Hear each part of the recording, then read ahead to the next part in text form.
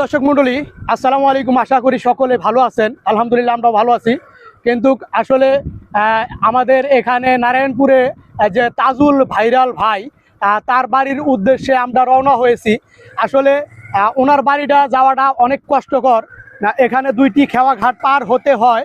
আর এখানে আমরা প্রথম ধাপের খেওয়াঘাট আমরা পার হওয়ার জন্যে আমরা নৌকায় ওঠার জন্যে উঠতেছি। দর্শক বন্ধুরা, আসলে দেখেন চর অঞ্চলের মানুষের আসলে চলাচলের কতটা অসুবিধা আপনাদেরকে যদি দেখাই।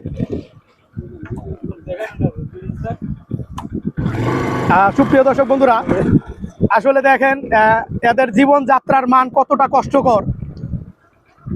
দর্শক বন্ধুরা, আমরা নৌকাতে গাড়ি তুললাম ওনার বাড়ির যাওয়ার উদ্দেশ্যেই। আসলে সকালবেলা বাড়ি থেকে বের হয়েছি।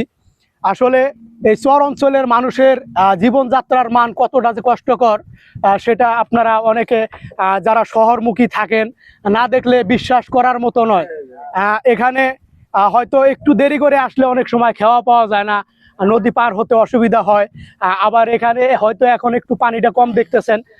এই পুরোপুরি বর্ষাকাল এলে হয়তো অনেক পানি হয়, অনেক বাড়িতে পানি উঠে যায়।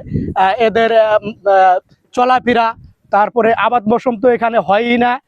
গরু বাছুর নিয়ে অনেকটাই কষ্টকরের মধ্যে, ভোগান্তির মধ্যে এরা জীবনযাত্রা করে।